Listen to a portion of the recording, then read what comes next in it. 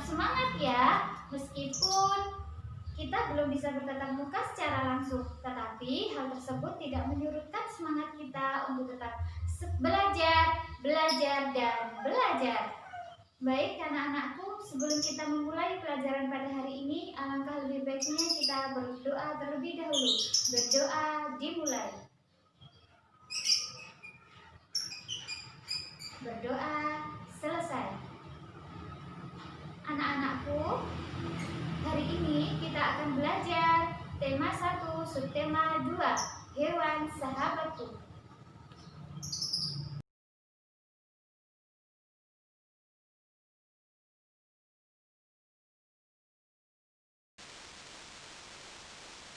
Muatan IPA KD 3.1 dan 4.1. Perkembangbiakan hewan. Hewan berkembang biak untuk melestarikan jenisnya. Ada 3 cara perkembangbiakan pada hewan. Yang pertama, bertelur atau ovipar, dan yang kedua, melahirkan atau vivipar, dan yang ketiga, bertelur kemudian melahirkan atau ovovivipar.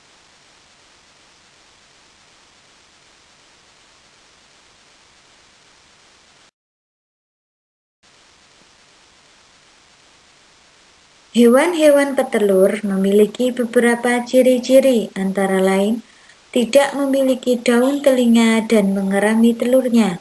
Contoh, burung, ikan, reptilia, dan katak.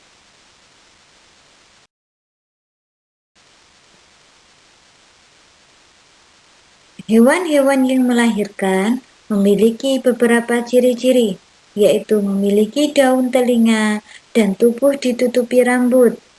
Contoh, kelinci, sapi, kucing, kambing, lumba-lumba, dan landak.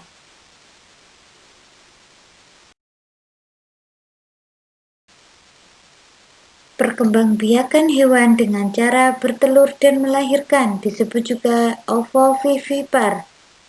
Hewan-hewan yang bertelur dan melahirkan tidak memiliki ciri-ciri khusus.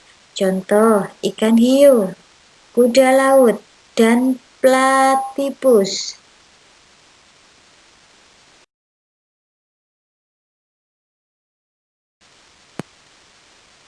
Perkembangbiakan hewan vivipar atau dengan cara melahirkan. Embrio tumbuh di dalam tubuh atau rahim induknya.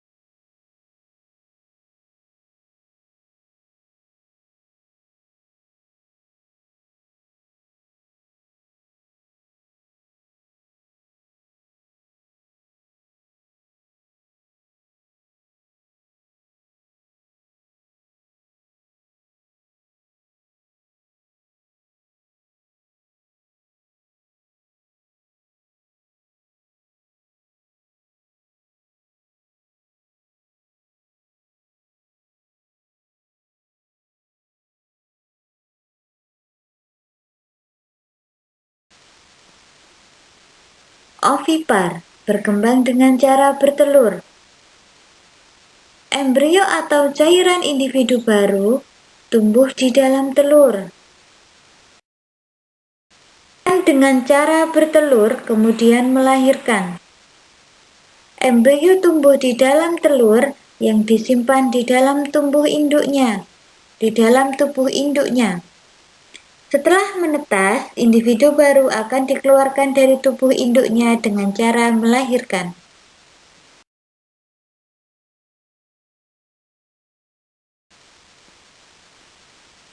Muatan IPS KD 3.1 dan 4.1. Pengaruh kondisi geografis terhadap pertumbuhan ekonomi negara-negara di Asia Tenggara. Kegiatan ekonomi suatu masyarakat biasanya dipengaruhi oleh kondisi geografis lingkungan sekitar. Masyarakat biasanya menyesuaikan mata pencaharian dengan alam sekitar. Oleh karena itu, kegiatan ekonomi masyarakat di suatu daerah dapat berbeda dengan daerah lain. Kawasan berikut terletak di negara Thailand. Menurutmu, kegiatan ekonomi apa saja yang dapat dilakukan negara tersebut? Minyak bumi dan gas alam merupakan sumber pendapatan terbesar Brunei Darussalam.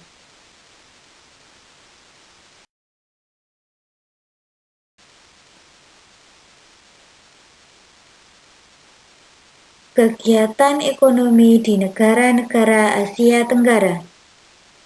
Negara-negara di Asia Tenggara memiliki potensi ekonomi yang beragam sesuai dengan kondisi geografisnya. Mayoritas kegiatan ekonomi masyarakat Indonesia bergerak di bidang pertanian dengan komoditas utama seperti padi, kelapa sawit, tebu, kopi, kakao, teh, karet, dan tembakau. Perekonomian Singapura lebih maju dibandingkan negara-negara lain di Asia Tenggara. Kegiatan ekonomi Singapura bergerak di bidang jasa, perindustrian, perhubungan, dan perbankan.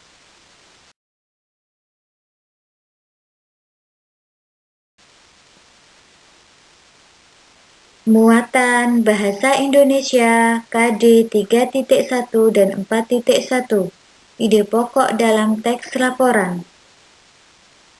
Ide pokok adalah gagasan atau masalah utama yang dibahas dalam sebuah paragraf.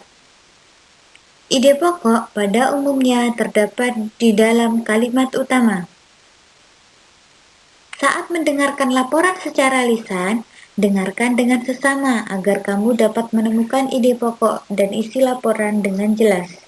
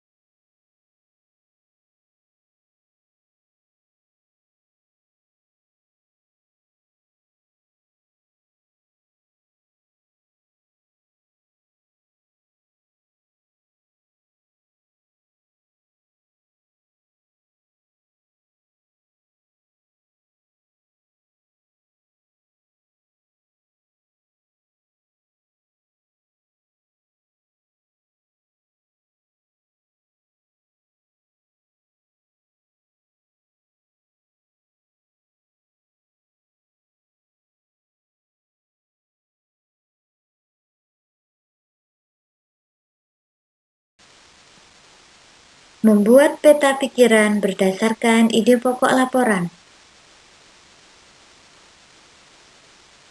Langkah-langkah membuat peta pikiran berdasarkan ide pokok laporan adalah sebagai berikut. Yang pertama, membaca laporan dengan sesama. Yang kedua, mencatat setiap kata kunci yang terdapat dalam laporan. Dan yang ketiga, membuat daftar ide pokok setiap paragraf.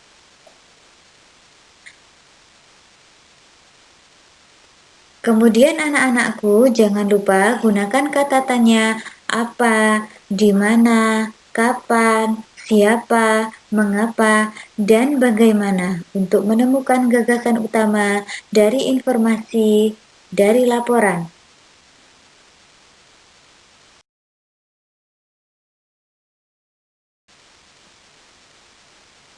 Menemukan fakta dan ide pokok dalam teks laporan.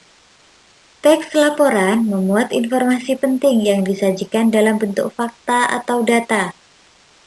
Kamu dapat membuat pertanyaan menggunakan kata tanya, apa, di mana, kapan, siapa, mengapa, dan bagaimana untuk mencari tahu fakta yang ada dalam teks laporan.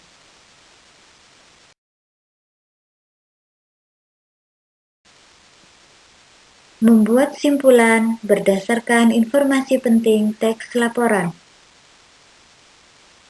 Kamu dapat membaca teks secara keseluruhan. Setelah itu, temukan informasi penting yang terdapat dalam teks tersebut dan buatlah simpulan berdasarkan informasi penting tersebut.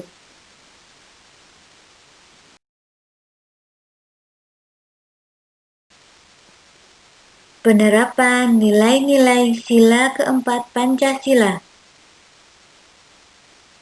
Muatan PPKN KD 3.1 dan 4.1.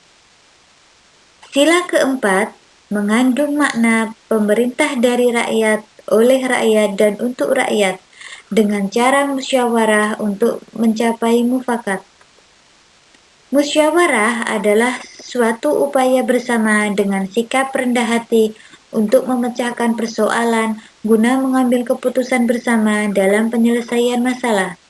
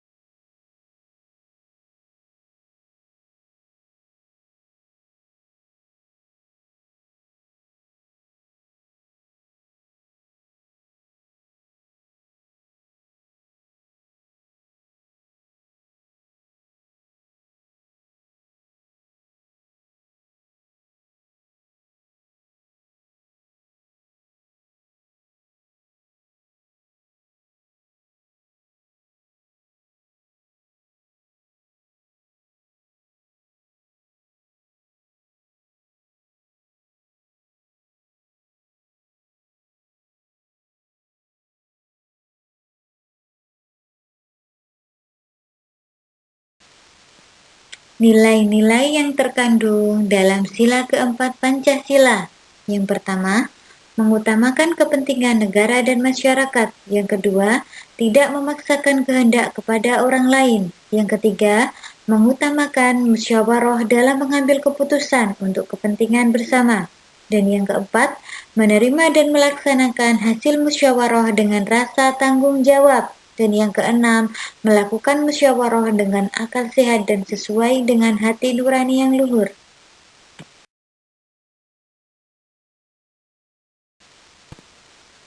Penerapan nilai-nilai sila keempat Pancasila. Yang pertama, sila keempat menjadi pedoman dalam menyelesaikan masalah yang menyangkut kepentingan bersama.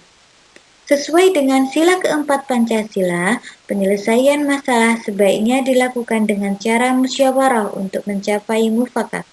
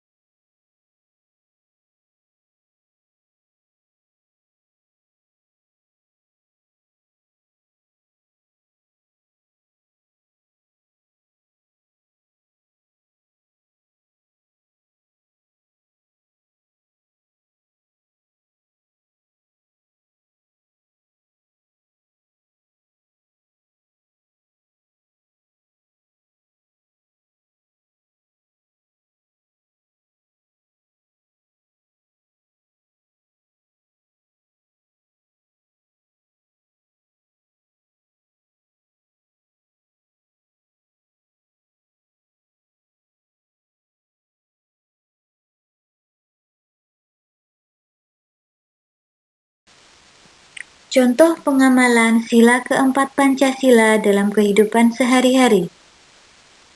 Yang pertama, melakukan musyawarah untuk menentukan jadwal ronda di lingkungan. Yang kedua, mengikuti pemilihan umum misalnya pemilihan presiden atau pemilihan kepala daerah. Yang ketiga, mengikuti pemilihan ketua kelas dengan tertib. Dan yang keempat, tidak memaksakan kehendak dalam suatu musyawarah yang diikuti.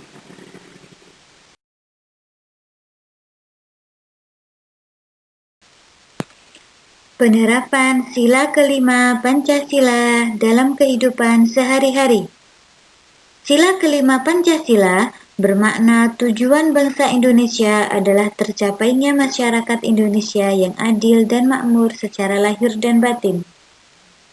Keadilan merupakan salah satu tujuan negara Indonesia sebagai negara hukum. Penegakan keadilan akan membuat kehidupan masyarakat Indonesia menjadi aman, tentram, dan sejahtera.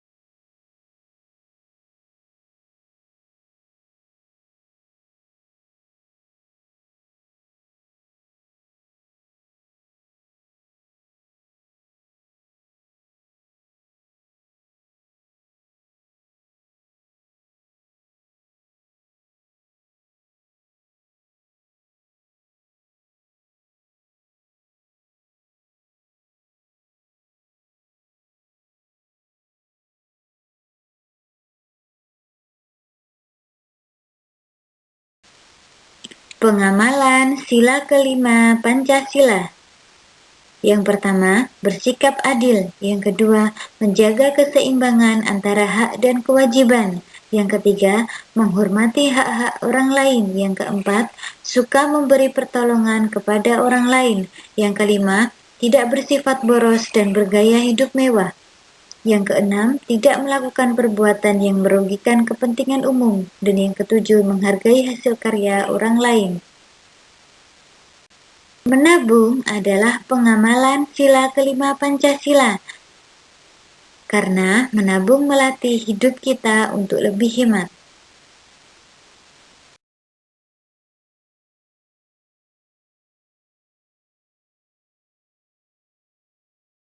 Muatan SPDP KD 3.1 dan 4.1 mengidentifikasi teknik-teknik pembuatan patung. Pembuatan patung disesuaikan dengan bahan yang digunakan. Setiap bahan memiliki teknik pembuatan yang berbeda-beda.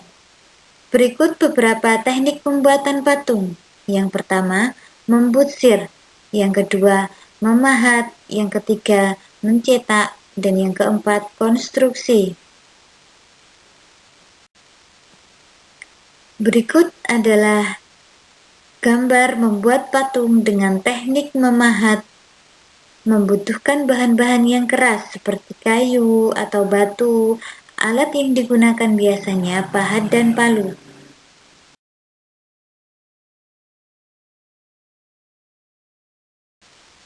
Merancang pembuatan patung. Ada beberapa tahap dalam membuat rancangan patung. Yang pertama, membuat sketsa. Yang kedua, memilih alat dan bahan yang sesuai. Dan yang ketiga, memilih teknik pembuatan yang sesuai. Anak-anakku yang Ustazah sayangi, sudah paham kan kegiatan belajar pada hari ini? Baiklah, demikian kegiatan belajar pada hari ini. Semoga bermanfaat. Jangan lupa ya untuk terus belajar, sholat 5 waktu, dan jangan lupa selalu berdoa.